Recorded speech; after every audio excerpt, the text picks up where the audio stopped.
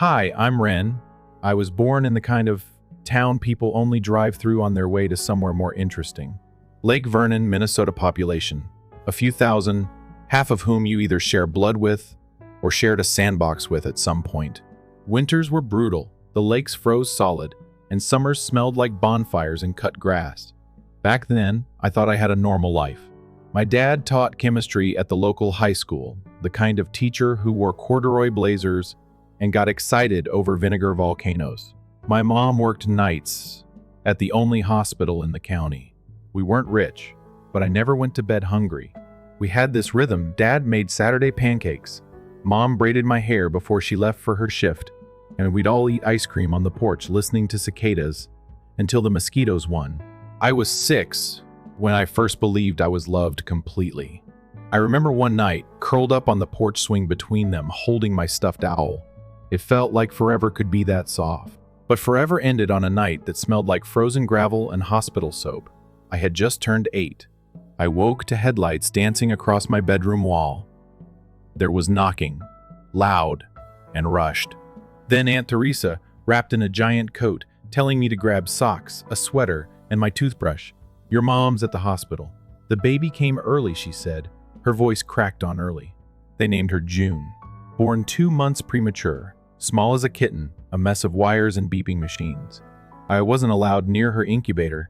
She's fragile, Mom said. Not unkind, but flat. Her eyes were pinned to some blinking screen. When I reached out to touch June's hand, Mom swatted mine away, not cruelly, just. Like I was another risk to manage. Everything changed. Our house turned into a biohazard scene, hand sanitizer in every corner. Bleach smell sharp enough to sting your nose. Windows shut tight no matter the season. If I sneezed, out. I'd be packed off to Grandma's. At first, it felt like an adventure. Grandma's pies were heavenly, and her bookshelf was full of dusty magic. But I noticed how long I was gone, how no one seemed to miss me, how my room stopped being mine, slowly but surely, as June's toys crept into my space like ivy. She was everything. Every cough of hers sent the house into panic mode. My victories? My straight A spelling test? Barely a nod. The first time it really hit was 3rd grade. I scored 100% on my math quiz. I ran home, bouncing with pride. Mom glanced at the paper, said, "Good job," then asked Dad if he remembered to buy more humidifiers for June's room. Dad didn't even look up. "Proud of you," he muttered into his coffee.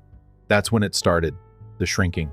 I tried harder, drew them pictures, talked about constellations I'd memorized, won a science fair, and built a replica of the Mars rover out of cardboard and scrap wire. Mom said, "That's nice, sweetheart. Can you keep it out of the living room? June needs calm." I started whispering in my own house. By the time I turned 10, I had mastered the art of invisibility. My room smelled like peppermint oil. Turns out June couldn't stand it. One small mercy. My space was my own because she physically couldn't enter it. That's where I started sketching old castles and combing through books about ancient jewelry, old things, lost things, things people used to care about but forgot. What burned worse than being ignored was the narrative they crafted.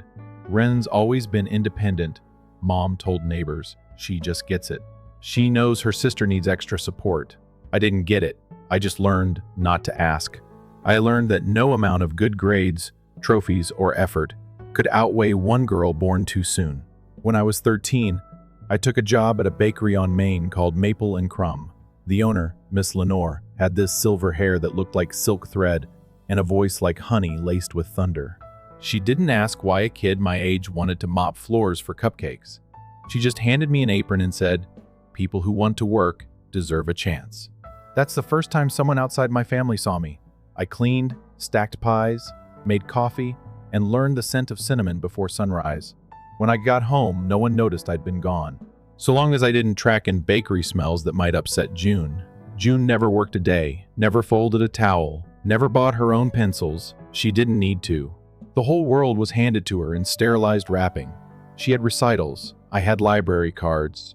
She got video cameras and applause. I got silent dinners and keep it down, Ren. She's tired. At 17, I applied to 12 colleges. Quietly. In secret. I wrote essays during cupcake breaks and let Miss Lenore mark up my grammar with a red pen. I didn't ask my parents for help with fees or applications. I knew better. I filled out scholarship forms like prayers, every checkbox a quiet rebellion. Then one spring evening, while wiping sugar glaze off a counter, I got the email. Northwestern, full ride. I froze. Right there beside a tray of lemon bars, I cried for the first time in years. Because someone wanted me. Not out of guilt, not out of obligation, just for me. That night, I brought the letter home. Mom said, "Congrats. Don't mention it to June, okay? She's feeling overwhelmed." I nodded, went upstairs, and slipped the letter between my sketchbooks. A week later, we threw a party for June. She came second in a school art contest. Her drawing, a purple bunny on a glittery hill. Dad framed it. "The family artist," he beamed. I looked at the bunny, then back at my untouched acceptance letter. I think that was the moment something clicked. No matter how loud I screamed in silence, they were never going to hear me. And June, no matter how average, would always be their miracle. So I made a vow that night. If they couldn't see me now, I'd become someone the whole world couldn't ignore. I chose art history. Not just because I loved it, but because I was done being written out of my own story. Every class, every lecture on Baroque rings or Renaissance crowns brought me back to those hours spent with Grandma sorting through brooches and old boxes. That tiny swan hairpin with lavender stones? I didn't know then, but it was the beginning of everything. The difference between junk and treasure, I learned, isn't in the object. It's in the eye of the one who sees it. And finally, I'd stopped letting them blind me to my own worth. College was nothing like I imagined. It was better. For the first time, I wasn't just the extra in someone else's script. No one knew about June or the peppermint oil or the way I used to hold my breath walking past my sister's room to avoid being scolded. I was just Ren Morgan, freshman art history major with a sharp eye and a chipped laptop that only booted if you angled the charger just right. I kept my world small, focused. Classes, work study, the campus museum. I didn't party, didn't date, didn't even go to those movie on the lawn nights everyone else seemed obsessed with. I liked the silence. It reminded me of how strong I'd become without applause. One professor noticed me early on, Dr. Sienna Lowry, who taught European decorative arts. She asked me after a lecture if I had a background in antiques, because apparently I'd made a few sharp observations about a Rococo pendant she showed in class. I just smiled and said, "I pay attention." She smiled back, "Well, that's rarer than gold." After that, she offered me a research position, unpaid of course, but I didn't care. I'd spent most of my life working for less than I deserved anyway. At least this time, I loved what I was doing. Weekends disappeared into university archives, cataloging obscure artisan marks and forgotten auction records. While my classmates stressed over exams and rush week drama, I was hunched over books older than my great-grandmother, tracing the stories of objects the world forgot. After graduation, I landed an internship at a small but respected jewelry appraisal firm in Chicago. No salary, just experience and subway tokens. I didn't complain. I commuted 2 hours each way and lived in a one-bedroom apartment above a shuttered Thai restaurant where the radiator hissed like a gossiping ghost. But I was exactly where I needed to be. My job was mostly administrative at first, filing, sorting pieces, photographing inventory. The older appraisers barely noticed me. One called me the girl from the college and once mistook me for the intern delivering lunch. I smiled and kept working. I didn't need recognition. Not yet. But I was watching everything. I studied the way they examined filigree patterns, learned the difference between 19th century repousse work and a mass-produced replica, and memorized every hallmark I came across. Then came the brooch, a piece dumped in the costume pile, written off as decorative junk. But when I picked it up, something pulled at me. The design was too refined. The enameling was precise. And on the back, nearly invisible, a faded artisan mark I'd once seen in a French archive. I spent the next 48 hours buried in research, cross-referencing museum databases and auction records, even emailing a professor I hadn't spoken to in over a year. When I presented my findings, it turned out the brooch was a rare original by a French master jeweler pre-WWI. Its value? Reappraised at over $12,000. It sold at auction for more than 3 times that. That was the first time someone in the office said my name with respect. "Ren's got a good eye," they wrote in the company email. I didn't celebrate. I just went home, opened the drawer where I kept Grandma's old notes, and added a new line beneath them. That was how I kept going. Every piece I authenticated, every undervalued heirloom I re-identified, was another brick in the foundation I was quietly building. The others started sending questionable pieces my way. Half out of laziness, half out of curiosity. They called it the Wren test. I never corrected them. I just kept proving them right. I was still broke, still skipping dinners to save money, still mending the same coat I'd had since college, but I was beginning to feel like I owned something. Not wealth, not comfort, but credibility. Margaret, the senior appraiser who once forgot my name, invited me to lunch one afternoon. She sipped her tea and said, "Have you ever thought about going independent?" I blinked. "You mean on my own?" She nodded.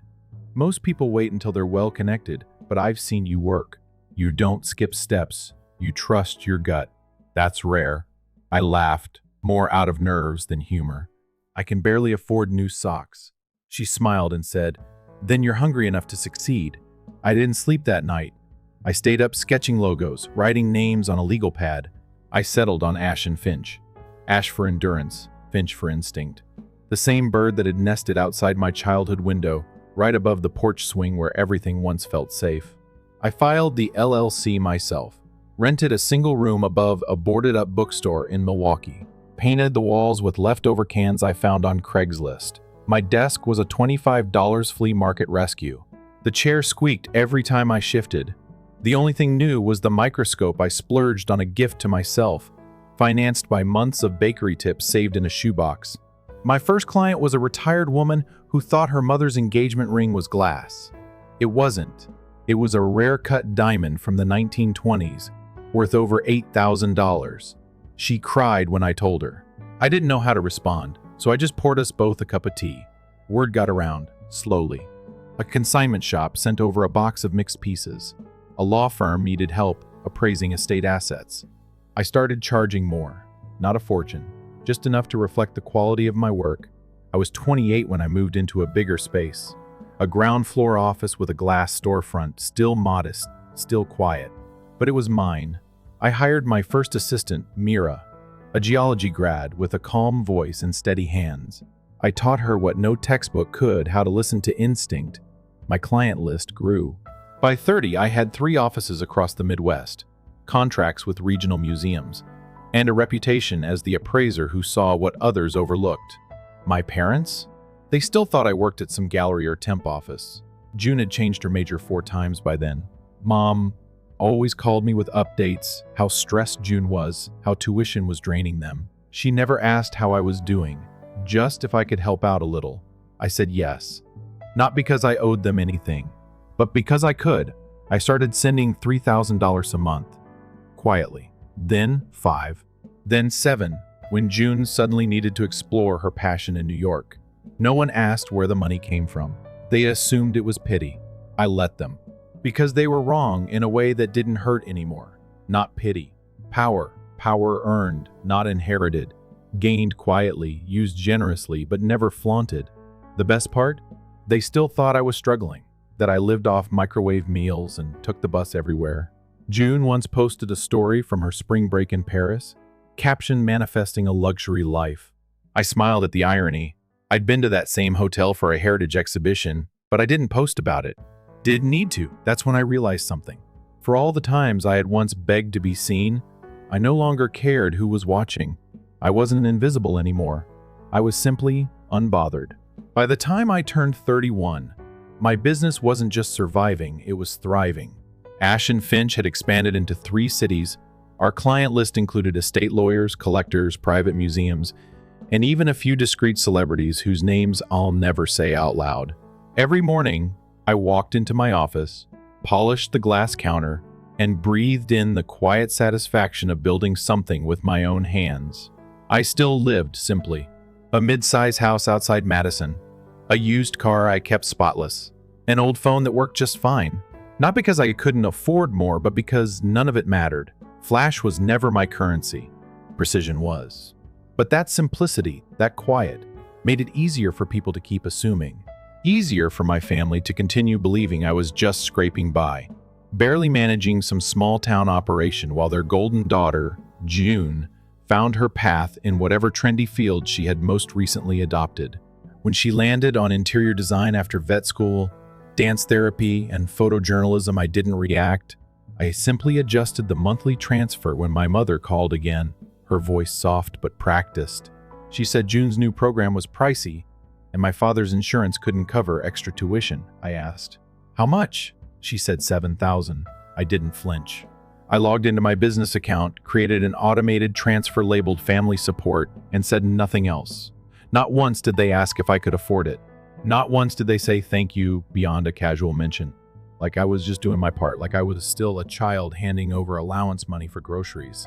At dinners, I smiled, listened as they praised June's progress, and debated what colors she should use in her next project. No one asked about my week. I could have told them I had just signed a contract with a national museum, or that my company was mentioned in a trade journal as one of the fastest growing appraisal firms in the Midwest. I could have mentioned the ruby necklace I authenticated, one that was later featured on the cover of a historical fashion magazine, but I didn't. I stirred my tea, nodded at the right moments, and let them talk about June's vision board. Silence had become a language I knew better than anyone, and it always said more than words ever could. But things began shifting the day June posted a picture of a new BMW sports model, captioned "Hard work pays off." I knew that car. I also knew no grad student at her level, in her circumstances, was affording that without help. That day, my mother called again, her voice light, proud even. "Did you see June's new car? She's really doing well for herself.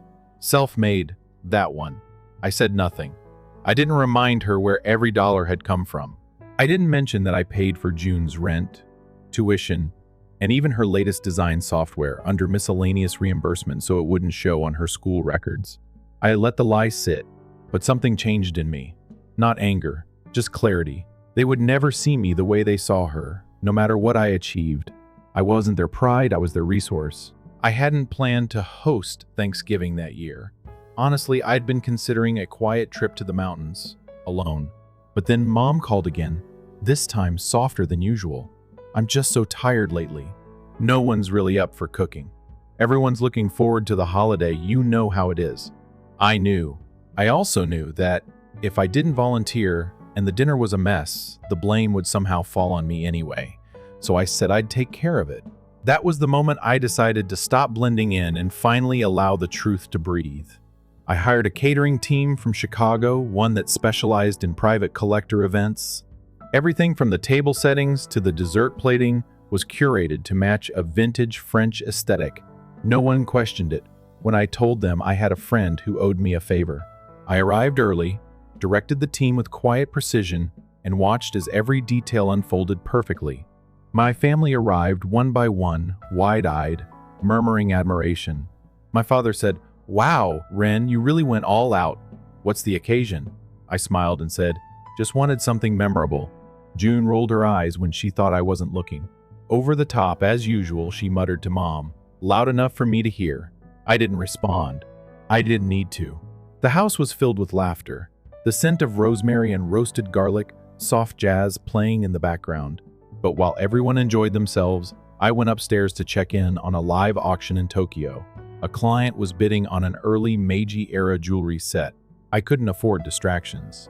I opened my laptop, logged into the authentication software, and connected with my assistant through an earpiece to monitor bidding in real time. That's when June walked in, without knocking, holding her phone. "Do you have a charger? My battery's dead." Her eyes landed on the screen and narrowed. She saw graphs, item valuations, and a bank dashboard still open from a recent transfer. "Wow," she said with a half smirk. "Working on Thanksgiving? That's cute." She didn't wait for permission. She picked up my laptop and walked out. "Hey everyone, you've got to see this. Ren's doing work stuff during dinner." I followed her calmly, but what happened next was not something I could have stopped even if I'd tried. She spun the laptop around for everyone to see. On the screen, a pending $400,000 contract, a quarterly report from Ash and Finch with multi-million-dollar revenue, and a personal account showing balances they'd never imagined I could have. Silence fell over the room. Forks froze midair. My aunt blinked like she'd seen a ghost. My father wiped sweat from his forehead. June looked stunned. "You have this kind of money, and you never told us?" she asked, her voice shaky. Mom was the first to recover. "This must be some kind of mistake. Ren, you work at what? An appraisal office?" I looked at her calmly and said, "No. I run the appraisal firm. Ash and Finch is mine. I founded it. I built everything you're seeing." My dad leaned back like he'd been hit. June's eyes filled with tears, not sadness, but disbelief. "So all this time, the money for my school, my rent, I cut her off every month. For 2 years, quietly." Mom spoke again, her voice sharp, the warmth from earlier gone. "Why wouldn't you tell us? Why keep this a secret? We're your family." I stared at them all, then said the thing I had never allowed myself to say before. Because being invisible was easier than being resented. And I knew the moment you saw me clearly, it wouldn't be pride. It would be expectation. My hands didn't shake. My voice didn't crack. I was done waiting to be noticed. The room erupted. Questions. Accusations. Disbelief. My father raised his voice for the first time in years. "We struggled for you. How could you let us suffer while sitting on millions?" I looked him in the eye and asked, "Did you ever ask how I was doing? Once, when I was working through college, when I was paying your bills, did you ever wonder what I gave up to do that?" June cried harder. "I'm your sister. I deserve to know." I nodded slowly, "And I deserve to be heard before all of this. But none of you ever listened. You all just assumed." I turned, walked to my laptop, and closed it gently. "The transfers are stopping, effective immediately." My mother gasped like I'd struck her. "You can't do that. We need you." June still has tuition left. I straightened my sleeves, looked around at the stunned faces of people who had taken so much without ever truly seeing me, and said quietly, "If the only reason you want me at the table is because of what I bring to it, then I was never really family. I was just the account that didn't speak." I picked up my keys. Not a single person stood to stop me. And for the first time in my life, I felt weightless. That night, I didn't go home. I didn't cry. I didn't even drive far. I just sat in my car at the edge of a quiet overlook where the town lights barely reached the trees. I watched the dark water move without needing anyone's permission, without asking to be admired. I let the stillness wrap around me until the only thing I could hear was my breath. I expected guilt. I waited for that old ache in my chest, the one that used to whisper, I should have kept the peace, kept quiet, kept giving. But it never came, just silence. And in that silence, I realized I hadn't burned a bridge. I had simply stopped carrying one that was never mine to begin with. The next morning, my phone lit up with notifications. 23 missed calls, 47 texts. The first few were from my mother, a roller coaster of emotions packed into badly punctuated messages. "Ren, we need to talk. You're being dramatic. This isn't like you. Then your sister's heartbroken. You humiliated us. Then call me. We love you. Please fix this." My father's messages were colder, disappointed, accusatory. "I don't know who you've become. Family doesn't turn its back. And finally, I hope all that money is worth what you've destroyed." I powered the phone off and left it face down on the kitchen counter like it might bite me if I looked at it again. Within days, the silence turned to noise. My assistant Mira flagged several spam submissions hitting our company's contact form. The senders? People with familiar last names. Some were vague things like "you should be ashamed" or "money won't buy back respect," but others were direct. One said, "It's time you learned what loyalty means." Another simply read, "Blood first. Always." I forwarded everything to Marcus, the attorney I had on retainer for high-stakes estate disputes. When I told him what was happening, he didn't blink. He opened a notepad and said, "We'll issue cease and desist letters immediately. No more phone calls, no more manipulation. You've done more than enough." I asked him to add one line to each letter. Not legal language, just human truth. Love doesn't come with invoices. He nodded without needing me to explain. Later that week, I logged into my social media account for the first time in months. Not to post, just to check. I already knew what I'd find. June had shared a photo of us from years ago, me at her 13th birthday party, holding a cupcake tray while she blew out candles. The caption read, "Not everyone with money has a heart. Some people forget where they came from." The comments were divided. Some of her friends rushed to her defense, writing things like, "You deserve better, babe," and "That's so cold." I'm sorry. Others asked questions. Is this about your sister? Didn't she pay for your school? One girl commented. So, the girl who funded your degree is the villain now. That one got deleted within an hour. I didn't reply. I didn't text. I didn't call. I didn't explain. I didn't owe anyone an apology for surviving a life that tried to silence me. But I did call Grandma. She was the only person I hadn't blocked. When I told her what happened, she wasn't surprised. She just let out a tired sigh, the kind that carries years of knowing but never saying. Then she said, "They didn't raise you to be selfish, Ren. They raised you to disappear. You finally decided not to. I was quiet. She wasn't. And it's about time," she added, her voice gaining that firm edge she used when someone disrespected a waitress or cut in line at the post office. I asked if she wanted to come stay with me for a few days. She said yes without asking what she should pack. The next evening, she showed up with a single suitcase and a tin of her molasses cookies. We spent hours in the living room going through a newly acquired estate collection, a mix of Swiss enamel watches, Georgian mourning rings, and a brooch shaped like a lion with sapphire eyes. She studied the pieces carefully, tracing details with her finger the way she used to show me butterflies on the porch when I was 5. I told her about my plans to move the business headquarters to a secured building with biometric entry and private vaults. She listened, then said, "They never thought you'd do any of this because they never took time to know you." She wasn't wrong. I changed all my numbers, scrubbed personal data from our systems. My receptionist was instructed not to let anyone claiming to be family into the office without an appointment. I relocated the main office to a new complex on the east side of town, sleek and secure with tinted glass and a reinforced backroom vault designed like a bank's. My new desk sat beneath a skylight, and on the shelf beside it, I placed a single object, the lavender stone swan hairpin from Grandma's jewelry box, the one I had held on to since I was a child. It wasn't the most valuable piece in the collection, not by far, but it was the first one I ever believed was worth something, just because I said so. That mattered more than gold. In the months that followed, things got quiet. Not peaceful, just quiet. I heard June had paused her studies again. Mental health break, someone said in a group message I never joined. My mother stopped calling. My father stayed silent. But people talk. And in small towns, even silence echoes. Some old family friends reached out, not directly, but through online comments or passing mentions at antique fairs. "We saw your name in that article. You've done well." I always smiled politely, never explaining, never elaborating. If they cared, they would have asked years ago. Business only grew stronger. 2 new appraisal specialists joined our Denver office. A European museum reached out for a multi-year partnership. A New York fashion house requested a private authentication for a royal family's vintage set. At one point, Mira looked up from her desk and said, "Do you realize you've built something people thought was impossible?" I didn't answer. I just went back to checking gemstone cut patterns under the lamp, not because I was avoiding the moment, but because I'd already lived the moment 100 times in silence, and now I was just letting the results speak. One night, I came across a news article about rising tuition at June's design school. I didn't read it, just bookmarked it and closed the tab. There was nothing left in me that felt responsible for fixing things. I had done enough. I had given more than anyone had the right to expect.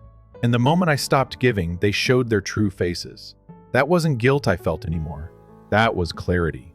A clean, sharp kind of peace. Grandma ended up staying longer than planned. We turned the guest room into her studio space. Some mornings she baked. Other days she organized my archives, like it was a puzzle she had waited her whole life to solve.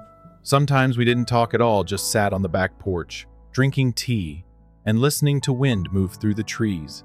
And in that silence, I found more comfort than I ever had in years of family dinners where I was present but never seen. The final break came quietly. A certified letter mailed to my company address. It was from my father. A printed note. No signature. No return address. Just a line that said, "Don't bother coming to Christmas." I folded it once and slipped it into the folder labeled Archived Communications. Then I brewed a cup of chai, opened the ledger for a 6-piece Romanov-era diamond set, and started logging details. That was the night I realized I had finally stopped waiting for recognition. I no longer needed it. Not from them, not from anyone. Winter came early that year, the kind that coated everything in silence and forced the world to slow down. The lake behind my house froze solid by mid-November, and every morning I watched birds skitter across the glassy surface, like they'd forgotten what warmth felt like. I woke early most days, long before the sun rose, brewed black coffee, and reviewed contracts beneath soft lamplight. There was something grounding about starting each day in stillness, in knowing no one could take what I had built with their absence. Grandma stayed with me through it all, her presence a gentle rhythm in the background, baking her molasses cookies, labeling drawers with handwritten tags, reminding me that love didn't have to be loud to be real. She never asked for anything, never guilted, never lingered at the edges expecting something in return. She was the only one who'd ever loved me with no strings attached. And that was why I trusted her completely when she said, one night, as we sorted through a tray of Art Nouveau brooches, "You've stopped asking for permission. That's how I know you're finally free." Business kept growing, faster than even I had planned. At one point, we were managing 3 separate estate collections worth over $1 million each, and I was invited to speak at a private valuation conference in New York. It was the kind of event filled with old money, polished accents, and thin smiles. I wore a black blazer, minimal jewelry, and a quiet confidence I hadn't borrowed from anyone. The topic was legacy preservation, but I spoke about something different.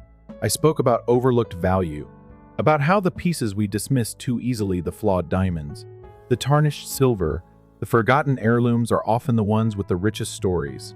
People listened, really listened. Afterward, a senior director from a European art institute approached me and said, "You see what most people miss." I shook his hand and replied, "That's because I used to be the thing people missed." I didn't say it for effect. I said it because it was true. 2 months later, I opened the doors to Ash and Finch's flagship gallery in downtown Chicago. It wasn't just a workspace. It was a statement. Hardwood floors, diffused lighting, velvet-lined display cases, all arranged like a living archive of stories that once belonged to other people, but had finally found the right hands to tell them. We hosted our first private showing the following week, a quiet affair for collectors and historians. I didn't invite anyone from home. I knew better. They wouldn't have come for the right reasons. They would have stood in the back, looking for cracks, pretending it was all luck or timing or someone else's help. So I chose peace. I chose distance. And for once, I chose not to apologize for it. But silence has a way of attracting noise. A few weeks after the opening, I received a message through the gallery's general inbox. It was from one of June's former classmates, someone I'd met once during a holiday dinner. She wrote, "I thought you should know June's telling people you've been cutting her off for no reason. She said you're hoarding money and turning your back on family." I read it 3 times before deleting it. Not because it didn't matter, but because it no longer defined anything. People will always rewrite stories to protect their pride. But I had stopped trying to edit mine for their comfort. I had already lived through the hardest chapters. I didn't need their permission to move on from the ones they refused to read. Still, it stung a little. Not because I cared what they believed, but because they were so comfortable twisting truth into fiction just to keep me small. That's the thing no one tells you about walking away.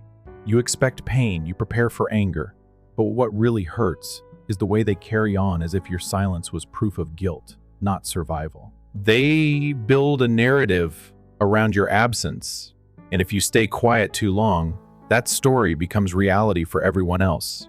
But I didn't stay quiet for long. I decided to share something not with them, but with the world that had seen me rise.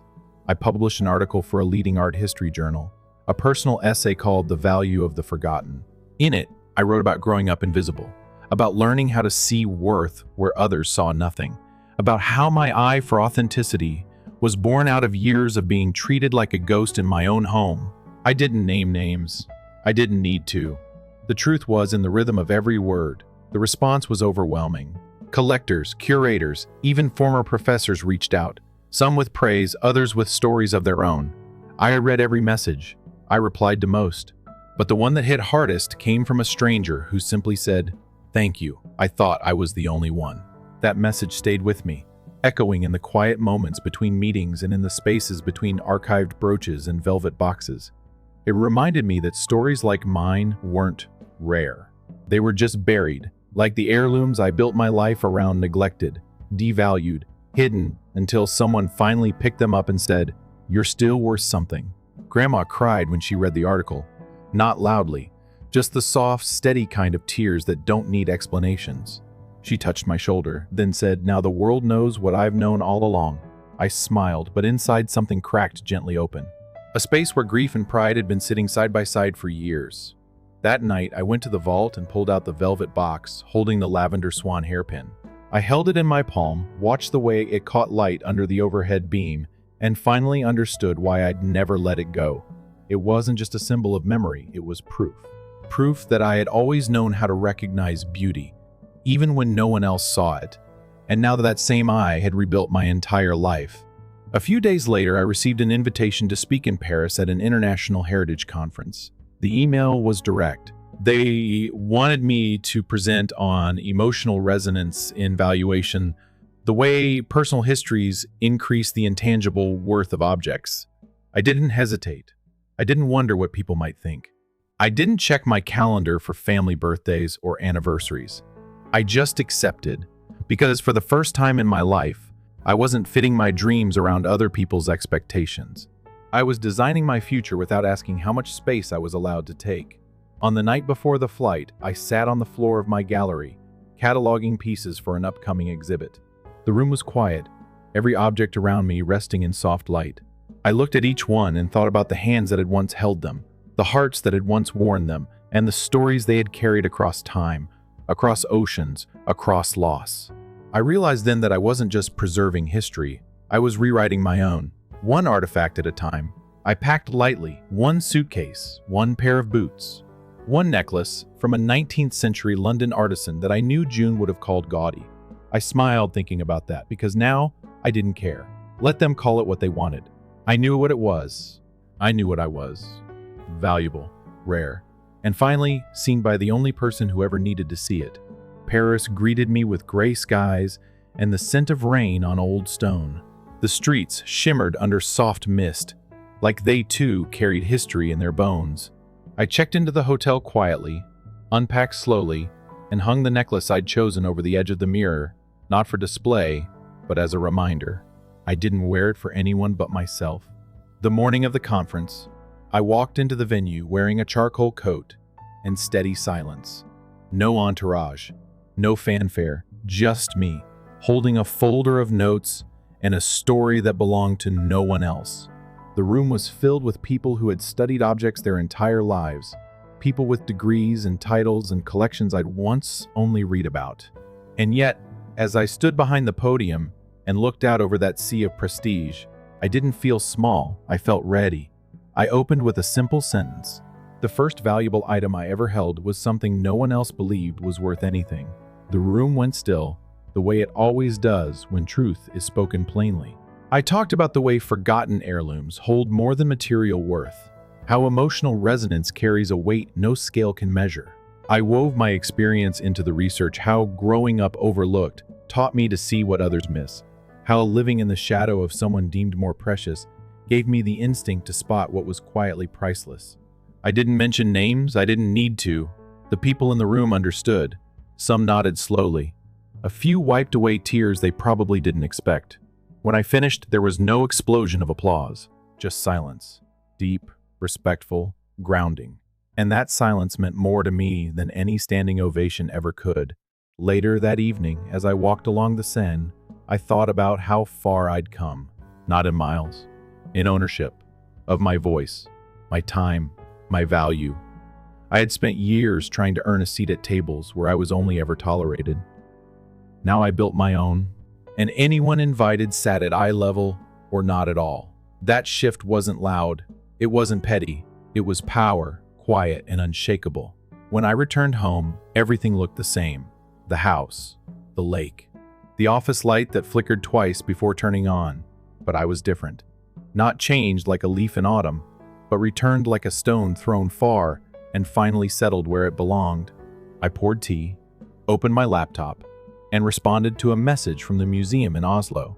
They wanted me to co-curate a jewelry exhibit centered on women artisans whose work had been lost to time. The theme was unseen hands. I said yes before I finished reading the details. Because I didn't need convincing. I didn't need to wait and weigh whether I deserved to be there. I knew I did. The gallery remained steady. New pieces came in, new staff trained. Grandma stayed on, still organizing drawers, still wearing that soft blue cardigan like armor. She started baking for clients who stopped by in person, handing them cookies like they were part of some old world ritual. They loved her. Everyone did. And I loved that the most extraordinary woman I'd ever known had become a permanent part of the space I'd built. It made everything feel whole. Then, just after the spring thaw, I received a letter in a familiar hand. June. The envelope was plain, the handwriting uneven. Inside was a single page, no return address. She wrote, "I'm sorry. I didn't understand. I thought you were just being distant, that you didn't want us. I see it now. All of it. What you did, what you gave. I was always the sinner without realizing I'd been placed there at someone else's expense. I don't know how to fix it, but I needed you to know I'm trying." I read it twice, then folded it carefully and placed it inside the same drawer where I kept my first appraisal certification. I didn't call her, I didn't write back. Not because I hadn't forgiven her, but because forgiveness doesn't always look like reunions or second chances. Sometimes it's just a quiet acceptance that the people who hurt you may never heal you, and that's okay. We don't owe healing to those who watched us bleed. We owe it to ourselves, to the lives we build in the aftermath. Weeks passed. Summer came soft and green. Business surged as wedding season brought in vintage requests, family vaults, and grandmother's brooches that needed reappraising. Every piece I touched still carried weight, still told a story. But now, the difference was this. I didn't look for meaning to escape my past. I looked because I finally had the space to honor it. I had stopped running from who I was, and instead began rooting myself in who I had become. One late afternoon, I stood in the middle of the gallery alone. The lights were dim. Outside, the sun had started casting gold across the floor. I looked around at the curated cases, the soft velvet, the quiet hum of a place filled with history and purpose. And then I looked at myself, not in a mirror, but in memory. The girl who used to sit at the edge of the porch while her parents doted on someone else. The teenager who worked bakery shifts just to feel noticed. The young woman who celebrated her full scholarship alone while her sister got roses for second place. She was still here, but now she stood tall. I walked over to the personal showcase I rarely opened. Inside was the velvet box with the swan hairpin. Next to it I placed a card. White linen, no decoration, just one line written in steady ink. For the girl they never saw, who became the woman no one could ignore. I closed the case and locked it, not to hide anything, but to preserve what mattered. Later that week, I took Grandma out for dinner, just the two of us. A quiet French bistro with pressed linens and warm light. We shared creme brulee and stories neither of us had told before. On the walk home, she slipped her hand into mine and said, "You know what I'm most proud of?" I shook my head. "That you never let them tell you who you were, that you figured it out for yourself, piece by piece." I didn't reply, I just squeezed her hand gently. Because some moments don't need words to be understood. And that was the truth of it all. I didn't win through revenge or rage. I didn't destroy anyone. I simply chose myself, over and over, until the choosing became a habit, until the silence became peace, until the life I built became enough. No more begging to be seen, no more shrinking to make others comfortable, no more giving without return. I had given everything once: time, love, money, and when I stopped, I finally saw what was left. A woman with her own legacy, quiet power, and a truth no one could rewrite. This was never just about family, or money, or favoritism. It was about worth. And how sometimes the most valuable thing you'll ever appraise is your own life. Story 2. Rebecca is my name. I live and work in Chicago, and I'm 31 years old. A journey I believed would be full of affection turned out to be the cause I would never be able to view my family the same way again. The streetlights seemed to be dim, twinkling specks in the wind on a winter Saturday morning due to the heavy snowfall. At 6 a.m., I departed. My family was hosting an engagement party for my sister Caroline in a small Vermont hamlet after more than 8 hours of driving on treacherous roads. There was a neatly wrapped wedding cake box in the passenger seat, hidden away like a delicious secret. It was a two-tiered red velvet cake with sugar flowers and cream cheese icing. It was previously described by Caroline as my high school fantasy. Almost 2 weeks prior, I had placed an order for the cake from a well-known bakery, paying extra to have it created fresh that morning. I traded comfort for my sister's grin because I loved her, not because I had time to spare. I changed into heels in a toilet at a gas station while wearing a tight black dress and a beige coat. In the process, I'm doing this for Caroline because she's worth it, I reminded myself each time I glanced in the mirror. I was almost out of breath as my car pulled into the driveway of the estate where the party was being held. With bright golden lights around the trees, the mansion shone in the snowy woodland like a scene from a fairy tale. White and silver ribbons waved softly in the breeze. Caroline won't forget me after this, I recall whispering. Like a frail little prayer, the words reverberated throughout the vehicle. I gave the valet the keys. When he saw me come out with the cake box, he arched an eyebrow. "Do you handle the catering for the wedding?" he inquired, kind but aloof. I thought he was kidding and grinned with relief. "No, I'm the sister of the bride." He gave a nod, said nothing else. I entered the foyer and heard gentle violin music mingled with the aroma of vanilla candles. Oddly enough, though, nobody showed up to welcome me. Not a hug? No. How did the drive go?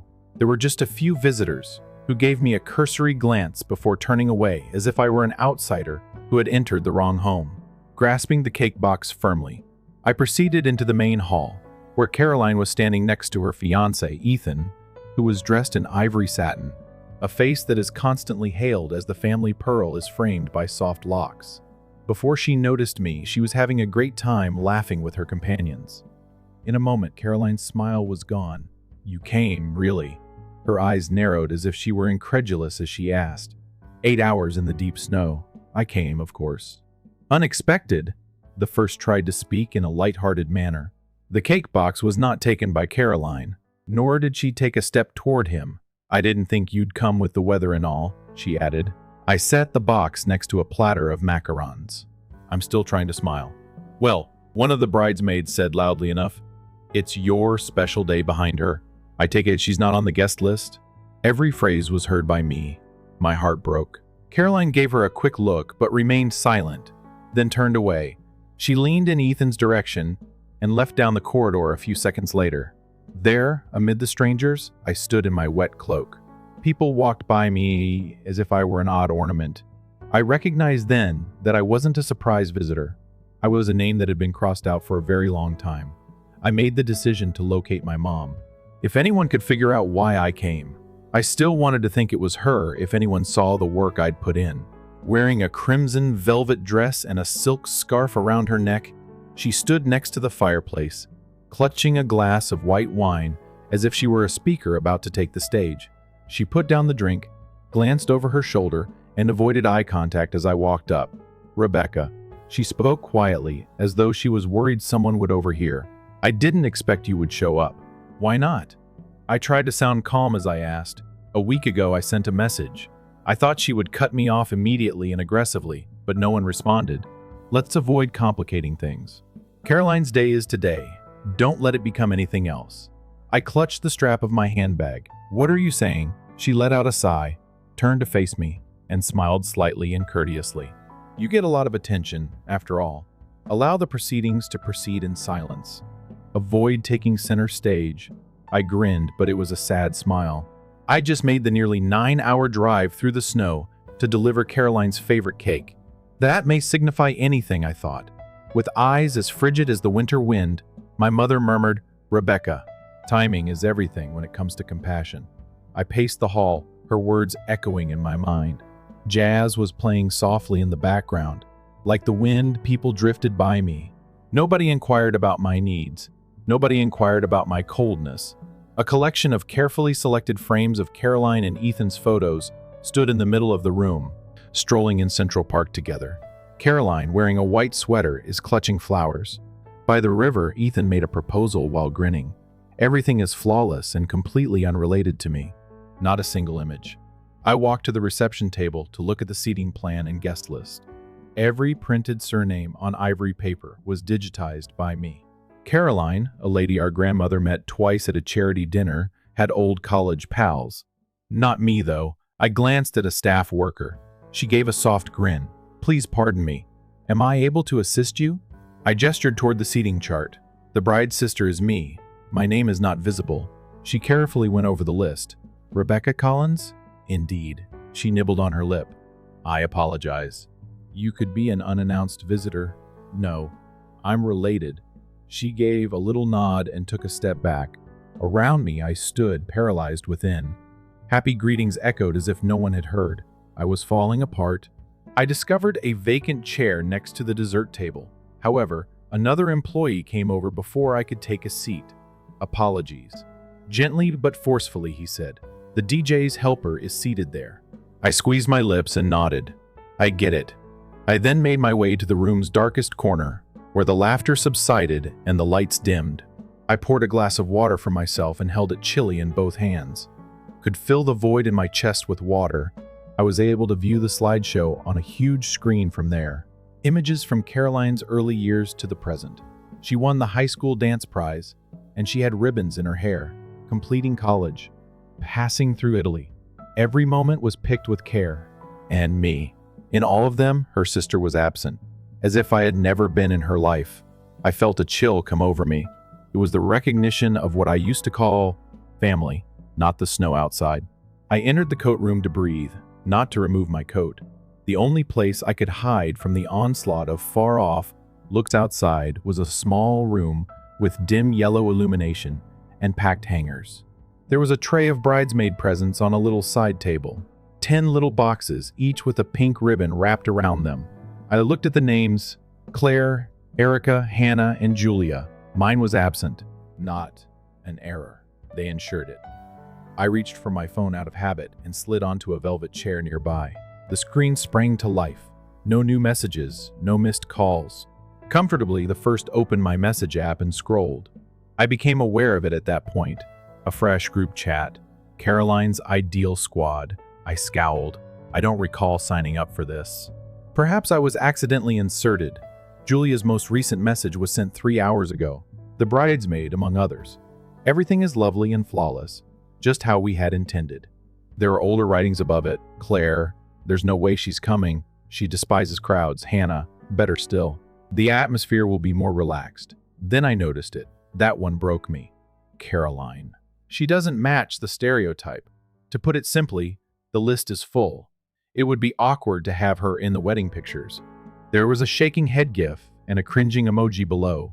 How long I stared is a mystery to me. It seemed as though each word was engraved directly into my chest. Caroline didn't simply ignore me. She intended to exclude me. The worst part is that I had no suspicions at all. With shaking hands, I slipped my phone back into my purse and exited the group chat. It's not cold. No more. I exited the coat closet. No specific destination in mind. Just trying to find a way out of those walls that were closing in. I stumbled into a small corridor that connected the staff area and kitchen. There were trays of unopened food waiting to be brought out under the soft yellow ceiling lights. I heard laughter coming from behind a cracked door just as I was about to turn around. I froze when I heard a voice I recognized. Caroline was the one. The fact that she drove all the way here still amazes me. Who does that? Then the voice of Hannah. "What would you bring on a whole road trip? A homemade cake that appears to have been purchased at a bargain store." There was a chuckle. I went cold. I held my breath. Caroline went on, her tone softer but no less abrasive. Everything would have been ideal if she hadn't arrived. I was hoping the weather would keep her away. Claire added her voice. "Maybe she would have spun out on the road or something. That way we'd have an excuse to be sad and still enjoy the peace." This time it wasn't just a laugh. It was an eruption of laughter, light, ruthless, and all too familiar. The kind of laughter I'd heard my entire childhood. Only back then I didn't know who it was aimed at. Now I did. I stepped back, my hand reaching for the wall to steady myself. The floor felt like it tilted, not because I lost my balance, but because the whole world had just collapsed. None of them thought I could hear. And that's what hurt the most. Because what people say behind your back, that's what they really mean. And the truth was, I had never been wanted here. I turned away. I didn't know where I was going, but for the first time, I knew this much I wasn't mistaken. I wouldn't excuse them anymore. Through blind hope, I had heard everything, and for the first time in my life, I wasn't sure I wanted to forgive and return to the main hall. There was no reason to stay in a place where even breathing made my chest ache. Instead, I quietly stepped out through the side door near the kitchen, my long coat still streaked with old snow from that morning's drive. The cold wind whipped against my face like it was trying to wash away every illusion I had brought with me. But the coldest thing wasn't the weather. It was the silence from the people I once called family. I sat in my car for a long time. The engine was off, but my thoughts continued racing. My phone brightened up with a fresh message. It was from my mother, just one line. "Rebecca, don't create a scene." I gazed at the writing, mind blank above it. My prior message still sat. "Mom, I'm on my way. Hope you'll all be surprised." Marked as read. No reply. I didn't answer. I had no energy left to explain or defend something that never should have needed explanation. I just wanted to be there for my sister. I sat in that darkness until the golden lights from the estate across the road disappeared into nightfall. I didn't drive home that night. I booked a room at a cheap motel 30 minutes away. My dress was wrinkled, makeup smeared. After repeated tries not to weep, I didn't switch on the television. Social media wasn't something I checked. One breath at a time, I let the memories of the evening eat away at me as I lay there gazing at the stained ceiling. My phone was ringing when I woke up the next morning. The lack of sleep was still making my mind spin. Caroline's heavily tinted photo was the first thing I saw when I opened Instagram. With her satin dress and sparkling lights behind her, Caroline is accompanied by her bridesmaids and holds a champagne glass, similar to the wedding invitations from fairy tales. "A perfect night with all the people I love most" was the caption. I wasn't in the shot. No tag, no mention, no thank you, not a single trace that I had ever been there. I scrolled through the comments. Caroline, the most lovely bride. Everything looks wonderful. Wish I'd been invited. No one asked about me. No one questioned about the wedding cake, about the individual who drove over 400 miles to show up, then fled without a trace. The following communication came from my cousin Julia. "I hope you realize that last night wasn't easy, Rebecca. Asking for attention was not appropriate at that party." Then, in the family group chat, my mother sent me another SMS family unit. "Collins, she's going through a difficult time. Let's wait. Avoid stoking the flames." I read it again, as though it took many readings for my brain to completely comprehend a difficult passage. The tale was being rewritten. Rebecca in a different form. Deranged. Disturbing. It's embarrassing. What I had heard behind that kitchen door went unspoken. Nobody questioned me about my silent departure. Nobody inquired about my well-being. An old friend's note, a person I hadn't spoken to in over 3 years, arrived for the engagement celebration, became uncomfortable. Caroline claimed that after making a disturbance, "You vanished. Are you all okay?" I realized I hadn't just been removed from the guest list, so I didn't respond. Like I had never been the major character in anyone's recollection, only an extra readily excised to maintain the ideal image. I had been removed from the story as if my existence had been a glitch that needed to be fixed. My laptop opened, and I made a new folder called The Truth in It. I took pictures of yesterday's snow-covered driveway, the wedding cake receipt, and the unopened cake box on the kitchen counter. Although I wasn't really sure why, I took screenshots of Caroline and her friends' group chat. However, if someone ever inquires, was it truly so awful? Yes is what I want to be able to say. They will never tell you these things. I may get kicked out of the party. I may be cropped out of the pictures. However, I refuse to allow them to continue using quiet to define me. I stayed in my tiny apartment in Chicago all afternoon on Sunday. I spread out everything that people had decided to overlook on the kitchen table in the soft light from the window. The screen of my laptop was open, revealing the truth folder, where I had stored the facts that no one wanted to admit. I took a picture of the red velvet wedding cake that was still sealed in its silver box. I never read the receipt for the more than $200. I paid the bakery in advance to have it made fresh that morning. I snapped a photo in front of Caroline's mansion, still holding onto the cake like it was a priceless present, my coat soaking through and my hair disheveled from the snowstorm. When I initially opened Instagram, I uploaded a picture of the cake outside with snow all around it, and the gold ribbon contrasted with the white. "Not everything we bring is appreciated," the caption said. "That does not imply that it is worthless. The screenshot of the receipt from the email confirmation was the second post. The card states that Caroline Collins would get a 2-tiered red velvet wedding cake on Saturday morning. The third was a picture of my car's snow-covered windshield taken from inside. I arrived despite everything outside trying to stop me, which was as white as the sky itself. I disabled the comments because I didn't need permission to share my experience, not because I was afraid of controversy. After that, I checked my email. Caroline Collins, Aunt Martha, and recipient's mother, Linda Collins, talk about the wedding cake. I didn't say much. The receipt for the wedding cake I ordered, paid for, and delivered on Saturday is attached. No one ever discussed or opened the cake. I don't require gratitude. All I want is for you to realize the reality. I pushed submit after attaching the 3 pictures.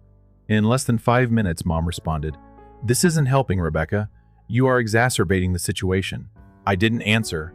I opened a fresh message, this time to Ethan, Caroline's fiancé, who worked in the PR division of Lockridge Financial. I knew one thing, but I wasn't sure if they would care.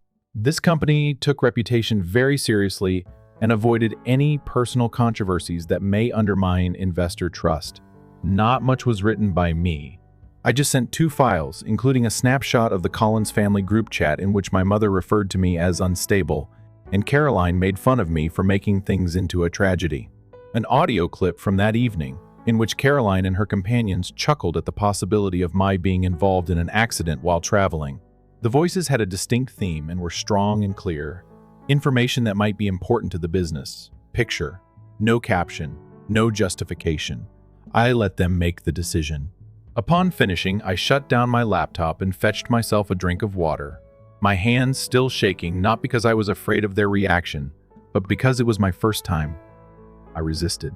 No shouting, no begging to be allowed in. Simply exposing the facts to see whether they would continue to act as though they were unaware. After several hours, my phone began to vibrate. A call from an unidentified number. "This is Lindsay from Lockridge PR, Rebecca. I appreciate you providing the information. We are examining the material and will act in accordance with corporate guidelines." The fact that they answered in a way that my own family hadn't told me was enough to let me know what was going to happen next. They were unable to bury it this time. Caroline shared a little video clip of flickering candles with lettering across the screen on her Instagram account that evening. "Someone will always find it unbearable to witness your happiness." No tags, no name. However, everyone was aware of the subject. I simply closed my phone and grinned. Since they had written the play this time and I had merely pushed back the curtain to let the audience view backstage, I didn't need to respond verbally. Monica, an old childhood friend who lived close to Caroline, texted me on Wednesday morning as I was brewing coffee. "Have you listened to the family get-together? The dinner was canceled." Ethan stated that he must reconsider everything. In the kitchen, I remained still. The tremble in my wrist was too strong for the coffee scent to mask.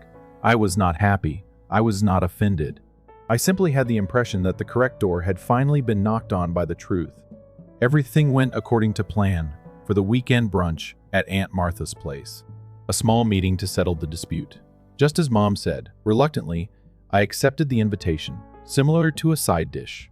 Only because it was already on the hotel's menu did people serve. My tardiness was 10 minutes. I would remain silent not because of traffic, but because I wanted to see everyone's faces as soon as I entered to see who was praying and who was waiting for me to speak. Wearing a cream-knit dress and little makeup, Caroline sat in the middle of the long table, but it was hard to conceal the weariness beneath her mascara. There was no Ethan.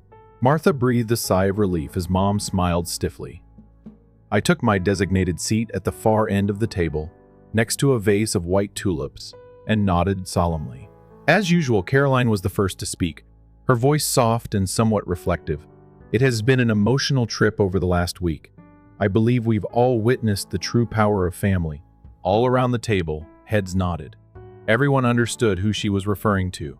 After putting down my water glass and using a napkin to clean the rim, I looked up. I hesitated, but I wanted to say a few things to Caroline. "It's not just 1 minute today, Rebecca." Calm but forceful, I said. I pulled out my phone and pressed play on the stored audio clip. Caroline's smooth yet icy voice echoed. "She doesn't match the stereotype. To put it simply, the list is full. It would be difficult to have her in the wedding pictures.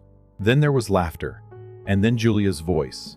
On the road, she may spin out. In this manner, we would both have a cause for sadness and peace. Although the room was filled, there was no sound at all. Through the little speaker, just their own words were audible. Every sentence functions as a verdict. Caroline's face became white. My mother lost her temper and put down her glass. Aunt Martha put her hand over her lips. No more nods. After 10 seconds, I ended the recording. Enough. I heard that at Caroline's engagement celebration, my voice was strangely steady as I spoke. I mistakenly believed that I had brought a gift of affection, but I was really a hindrance to concealment. Caroline got to her feet. Rebecca. It was a joke. Was one interrupting a thought or a strategy all along? Nobody responded. I glanced at my mom first, then at Aunt Martha. Would any of you trust me if I didn't have that recording? My mom remained silent. Her gaze wandered. Is Ethan aware? A relative inquired, seeming uncomfortable. Caroline took a gulp. He needs time to reflect. I gave a nod. Excellent. He ought to be aware of his future spouse. I didn't hold off till I heard back. The faces that had previously turned away at the party were now observing me as if they were seeing me for the first time as I stood and carefully pulled the chair back in place. Aunt Martha trailed behind me as I left. She said, "Are you not just standing up for yourself?" as she caressed my arm. This family was reminded by you that the truth is still worthy of being heard. I simply nodded before stepping out into the brilliant morning light. The sky above was so blue it nearly ached to look at as the clouds parted, in years, for the first time. This time they had said it all, so I didn't feel the need to elaborate. It had been a week since that brunch, and my phone was still dead. No check-ins, no apologies, just a few silent comments from individuals who, like me, had previously been shunned by their families, and a few Instagram alerts from old acquaintances who liked the photo of the wedding cake I had delivered through the snowstorm. I made no attempt to contact Caroline. I had lost my anger. I simply felt as though a lengthy chapter had ended without a terrible conclusion. Resolution is not required, just finished. My phone rang on Friday night as I was folding clothes. A name that was recognized appeared on the screen. Caroline. The first paused. My hand briefly touched the decline button before coming to a standstill. At last, I placed the phone on the table, pressed the accept button, and switched it to speaker mode. Rebecca. She spoke in a raspy voice. Please, just for once, I didn't say anything, even though I know you probably don't want to hear it. I was mistaken. With every syllable sounding like it was struggling through ice water, Caroline went on, people have likened me to you my entire life. You were intelligent, self-sufficient, and never needed help, and I constantly had to put in more effort, simply to get noticed. I reclined in my chair and gazed at the ceiling. I never imagined Caroline would tell me this. I felt envious of you. She openly acknowledged that she had attended my own engagement party. I was afraid. I'm afraid of the way Ethan regarded you when you entered. Fearful of being complimented for navigating a snowstorm? I'm afraid I'll be the shadow again. I shut my eyes. The pain came back. I once wished I had heard them sooner, not because of what she said, but, Caroline replied, her voice shaking, that doesn't excuse what I did. It was cowardly and self-centered. I created you the problem by excluding you from the guest list, laughing behind your back, and then fabricating a tale. I am aware.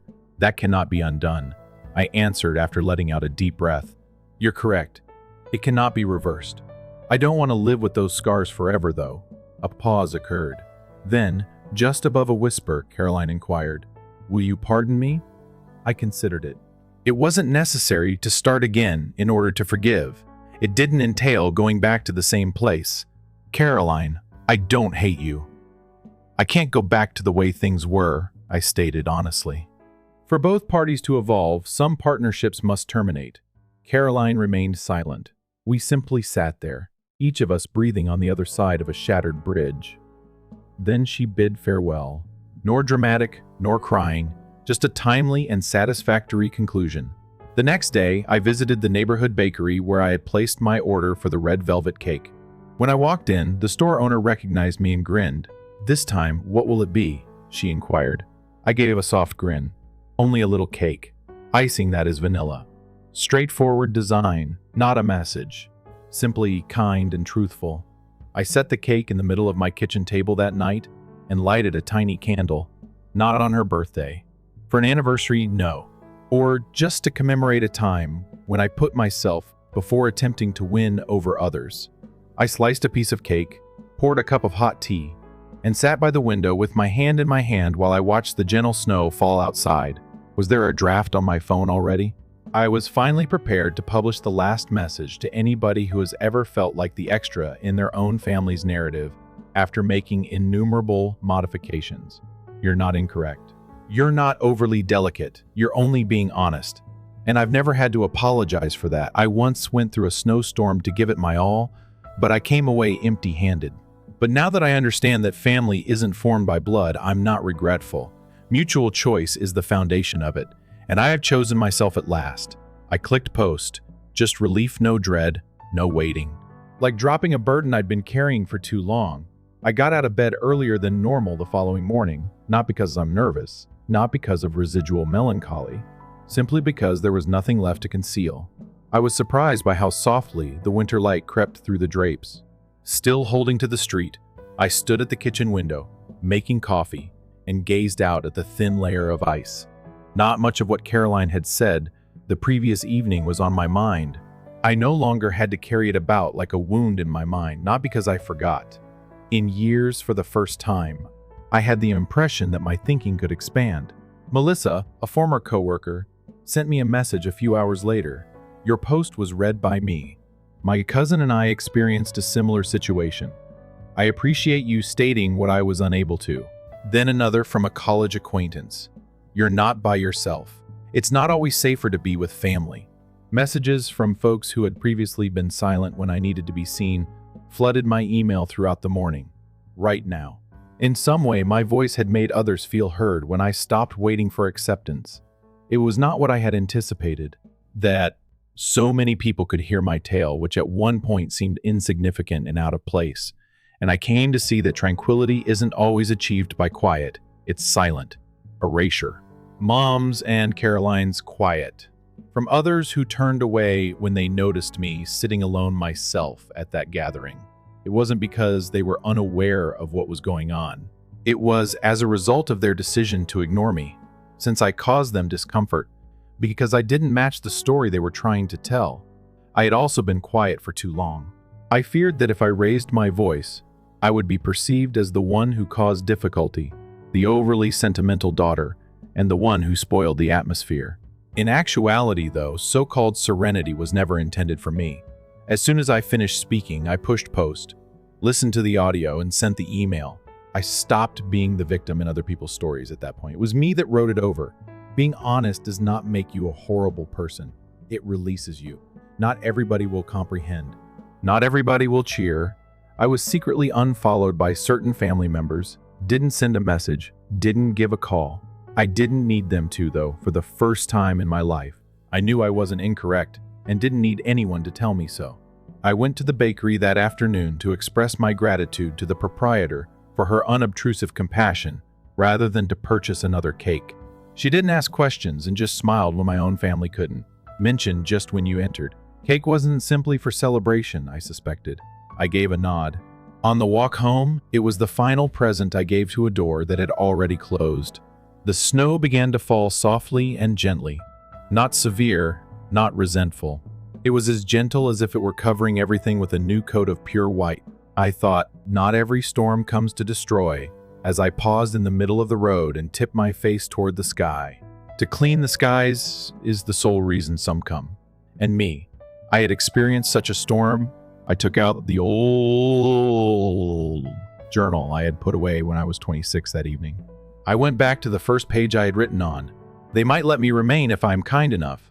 With a smile, I used a blue ink pen to carefully cross out that line and then scribbled a new one directly beneath it. Nobody has the authority to exclude or keep someone if that individual has made the decision to live in their own truth. I put the diary away, switched out the lights, and left a tiny candle glowing softly in the kitchen corner. And I slept soundly for the first time in a long time. No voices ringing in my head, no jolts of awakening, no nightmares, just peace. Not from forgetting, but from letting go and confronting everything at last.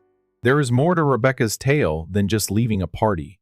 It's about coming back to oneself after constantly trying to fit in with a family that never really paid attention.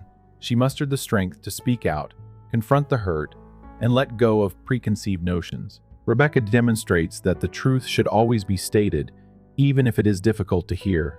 And sometimes the best thing we can do to find peace is not to forgive, but to stop needing someone. What are your thoughts on Rebecca's decision? If you were excluded by your own family, would you dare to speak up? For more moving tales about life and family, leave a comment below and remember to subscribe to the channel.